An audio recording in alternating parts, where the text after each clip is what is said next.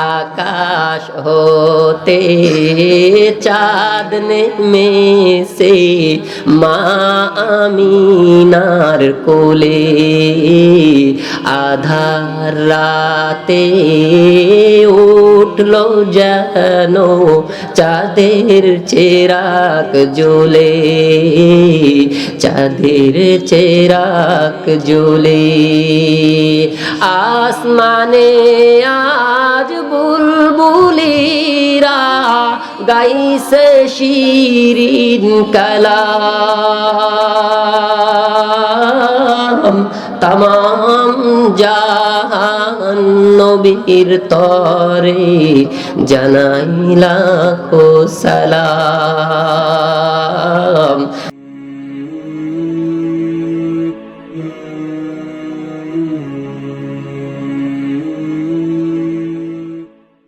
اللهم بارك لنا في رجب وشعبان وبلغنا رمضان صدق الله مولانا العظيم اللهم صل على محمد وعلى آل محمد كما صليت على إبراهيم وعلى آل إبراهيم إنك حميد مجيد اللهم بارك على محمد وعلى آل محمد كما باركت على إبراهيم وعلى آل إبراهيم إنك حميد مجيد الحمد لله আল্লাহ তাবারক ওয়া তাআলার দরবারে লাখো কোটি শুকর গুজার করছি যে আল্লাহ জাল্লা শানুহু অত্যন্ত দয়া করে মায়া করে ভালোবেসে মাসুমপুর ফ্রেন্ডস ক্লাব আয়োজিত তাফসিরুল কুরআন মাহফিলের আয়োজনে আয়োজিত মাহফিলের অত্যন্ত সম্মানিত আমার পিতৃ সমতুল্য আমার মাথার মুকুট মাননীয় সভাপতি সাহেব, সম্মুখ পেনে বসা বুড়া বাবারা, যুবক ভাইরা, পর্দার অন্তরালে বসা মা ও বোনেরা, সকলে মিলে সর্বপ্রথম মহান আল্লাহ তাবারক ওয়া তাআলার দরবারে শুকর গুজার করছি দিল থেকে, মুসলমানের আওয়াজে, উচ্চ আওয়াজে, বলিষ্ঠ কণ্ঠে, এক জবানে, এক বাক্যে সকলে মিলে পড়ি আলহামদুলিল্লাহ। অতঃপর লাখ কোটি দরুদ ও সালাম সরকারে কায়নাত উম্মতের কান্ডার দয়ার নবী, মায়ের নবী, আল্লাহর দুস্থ নবী, আল্লাহর হাবিব নবী, যিনি মানুষের জন্য মানুষের হাতে উহুদের ময়দানে দান্দান মুবারক শহীদ করেছেন, শুধু তাই নয়, যিনি এই মানুষের জন্য মানুষের হাতে তায়েফের জমিনে অসংখ্য রক্ত মুবারক জড়াইছেন, শুধু তাই নয়, যিনি এখনো রওজাতুল আদহার রওজাতুল মুবারক থেকে আপনার আমার চিন্তায় চিন্তিত।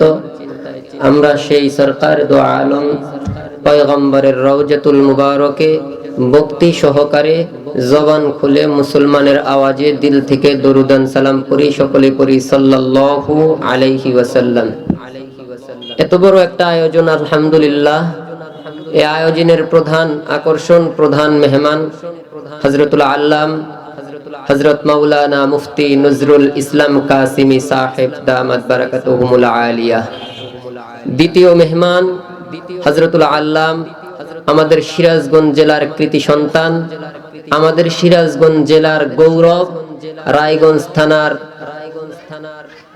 হযরত মাওলানা আব্দুল বাসিত খান সাহেব দামাত বারাকাতুহুমুল আলিয়া। এবং সভাপতি সাহেব যিনি, উনি আমার উস্তাদ, আমার মাথার মুকুট, হযরতুল আল্লাম হযরত মাওলানা মুফতি আব্দুল ওয়াহাব সাহেব দামাত বারাকাতুহুমুল আলিয়া। আল্লাহ তাআলা আমার উস্তাদের নেক হায়াত বাড়ায় দেন, সকলে বলি আমিন। তো আমাকে চতুর্থ বক্তা নাম দিয়েছে, দুই চার কথা বলবো, এখান থেকে আরেক জায়গায় চলে যেতে হবে। আপনারা দোয়া করবেন যে আয়াতে কারিমা তেলাওয়াত করেছি, এই আয়াতে কারিমা ওলামায়ে কেরাম আমার ওস্তাদগণ যারা আছেন তারা বুঝে গেছেন আমি কি আলোচনা করব। আপনারা আম জনসাধারণ যারা আছেন তাদেরকে আমার আলোচ্য বিষয়টা বলে দেই। আমার আলোচ্য বিষয় হইল আপনার আমার পয়গম্বরের শান ও মান সম্পর্কের একটা আয়াতে কারিমা তেলাওয়াত করেছি। 2-4-20 মিনিট আধা ঘন্টা কথা বলবো আল্লাহ তাআলা তৌফিক দিলে। আল্লাহ তাআলা জবান দিয়ে আল্লাহ রাসূল সাল্লাল্লাহু আলাইহি ওয়াসাল্লামের শান ও মান সুন্দরভাবে বলার তৌফিক দান করেন, সকলে বলি আমিন। আপনার আমার পয়গম্বর সরকারে দু আলমের শান বলতে হইলে তার হিস্ট্রির তো অভাব নাই। 63 বছরের জিন্দেগি এই 2-4-20 মিনিট 1 ঘন্টায় তো বলা সম্ভব না। আজকে আমি বলবো, আমার পরে মুফতি হুজাইফা বলবে, তারপর আব্দুল বাসিত খান সাহেব বলবে, তারপর মুফতি নজরুল ইসলাম কাসিমি সাহেব বলবে, এবং আগামী আরো 2-4 বছর এইভাবে বলতে বলতে তাই কি নবী শান ও মান শেষ হয়ে যাবে? হবে না। তো আপনার আমার পয়গম্বর সরকারে দু আলম নবী যেদিন কিনা আম্মাজান হযরতে আমিনা রাদিয়াল্লাহু আনহার গর্ভে আসলেন, দেখেন নবীজির শান কোথার থেকে শুরু করব আর কোথার থেকে শুরু করে কোথার দিয়ে শেষ করব। ভাইরা আমার, গভীর রাত হয়ে গেছে, সুন্দর চেহারা, বিশাল জুব্বা পরিহিত, পাগড়ি পরা, সুন্দর চেহারার অধিকারী একজন মানুষ। কে আপনি? ডাক দে বলে, আমিনা আমাকে চিনো না? আমি হইলাম আদি পিতা হযরতে আদম আলাইহিস সালাম। সুবহানাল্লাহ। আম্মাজান হযরতে আমিনা রাদিয়াল্লাহু আনহা স্বপ্নের মধ্যে হযরতে আদম আলাইহিস সালাতু ওয়াস সালামকে দেখলেন। যেদিন কিনা আম্মাজান হযরতে আমিনা রাদিয়াল্লাহু আনহার গর্ভে আব্দুল্লাহর সঙ্গে মুজামিয়াতের মাধ্যমে আপনার আমার পয়গম্বর আমিনার গর্ভে আসলেন, ওই দিনের ঘটনা। ভাইরা আমার, গভীর রাত্রে স্বপ্ন দেখার পর ঘুম ভেঙে গেছে। ঘুমটা ভেঙে যাওয়ার পরে ডানে তাকায় তাকায় দেখে আব্দুল্লাহ নাই, বামে তাকায় আব্দুল্লাহ নাই, বিছানায় আব্দুল্লাহ প্রাণের স্বামীকে বিছানায় পায় না। আমরা যারা বিবাহ করেছি, গভীর রাত্রিতে আমাদের স্ত্রীরা আমাদের যদি পাশে না পায় তাহলে কিন্তু নানান রকমের সন্দেহ করতে পারে। কথা বলেন, সন্দেহ করতে পারে কোথায় গেল। কিন্তু আম্মাজান আমিনা, গভীর রাত হয়ে গেছে, পাশে স্বামী নাই, তারপরেও মনের মধ্যে কুচিন্তা আনে না।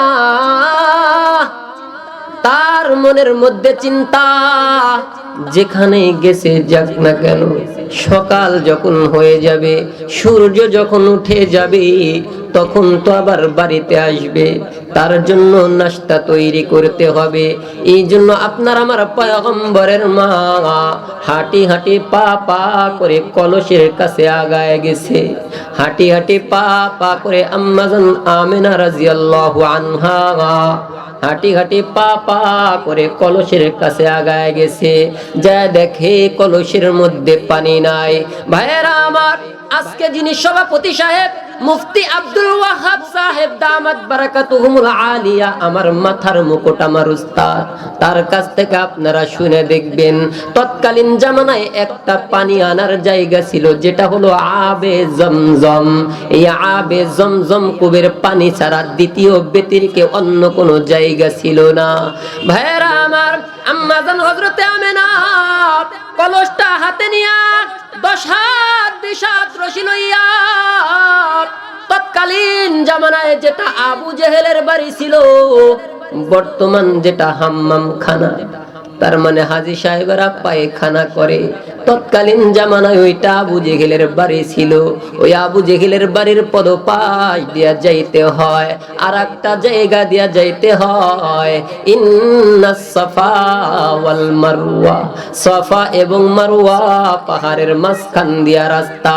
ভাইরা আমার, আম্মাজান হযরতে আমিনা নয় শুধু, অনেক মা বোনেরা, অনেক মহিলা তৎকালীন জামানায় আবে জমজম কুবের থেকে পানি উঠাইতো, 10 হাত 20 হাত রশি লইয়া এই রশি কলসের সাথে বাইদা তারপর কুয়ো থেকে পানি উঠাইতে হয়।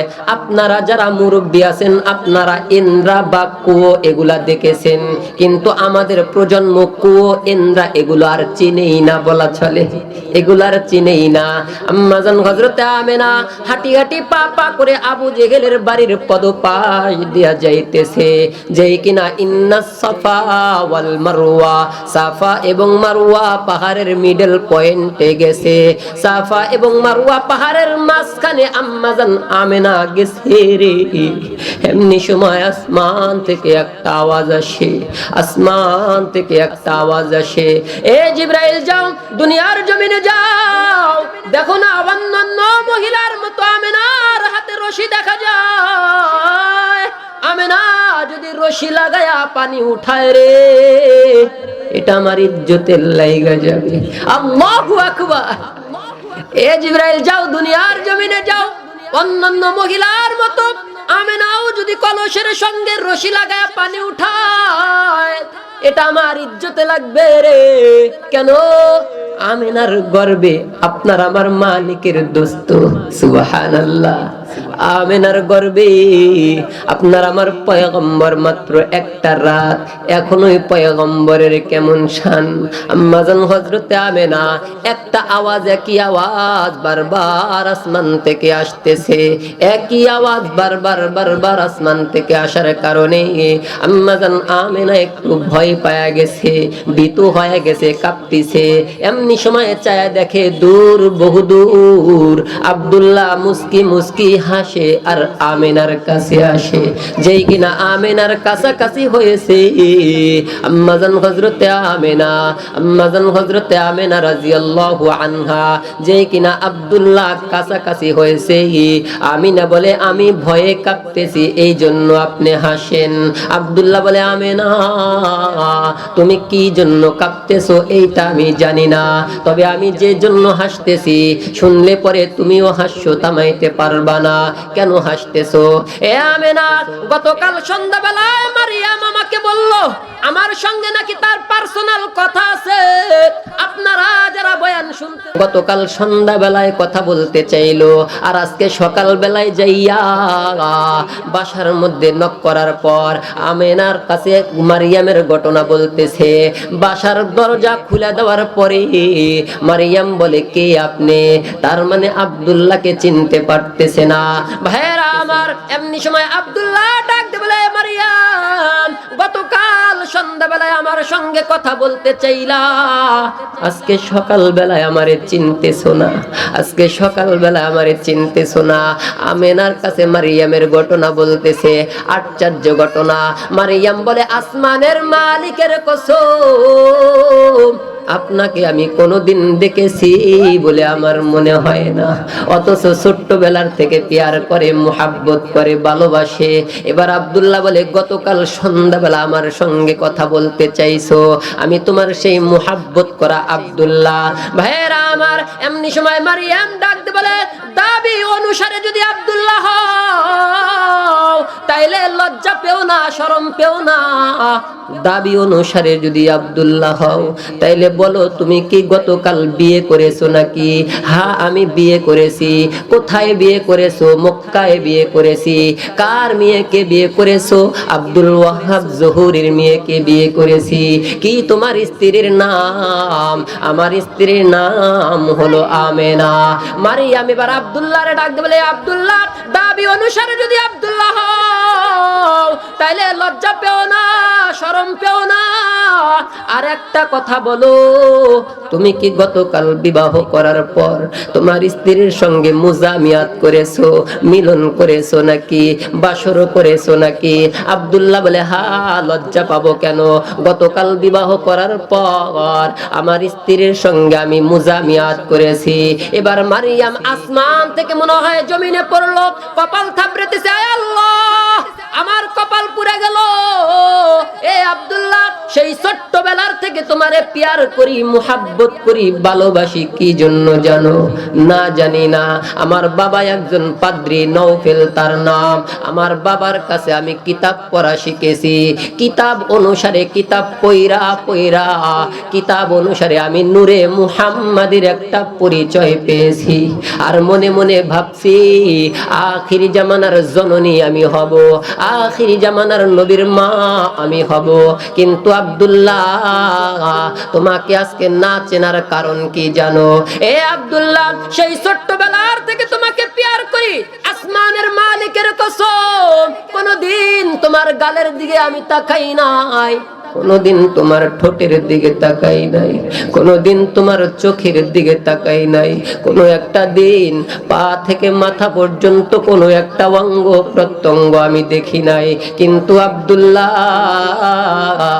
তোমার কপালের মধ্যে একটা নূরে মুহাম্মাদি ঝলমল ঝলমল করতো। আল্লাহু আকবার। এ আব্দুল্লাহ, তোমার পেশনের মধ্যে, তোমার কপালের মধ্যে একটা নূরে মুহাম্মাদি ঝলমল ঝলমল করতো রে। এইটা দেখা দেখা আমি আমার নয়ন জুড়াইতাম আর মনে মনে ভাবতাম এই আখিরি জামানার পয়গম্বরের জননী আমি হব। কিন্তু আব্দুল্লাহ, তোমাকে না চেনার কারণ হইল সেই ছোট্ট বেলার থেকে তোমার কপালের মধ্যে নূরে মুহাম্মাদি ঝলমল ঝলমল ঝলমল করে। আজকে তোমাকে না চেনার কারণ হইল তুমি গতকাল বিবাহ করার পর আব্দুল ওয়াহাব জহুরের মেয়ে আমেনা মক্কায় বিয়ে করার পর তার সঙ্গে বাসরের মাধ্যমে আসমানের মাওলায়ে কারীম তোমার সেই নূরে মুহাম্মাদিটা তোমার স্ত্রীর গর্ভে স্থানান্তর করেছে।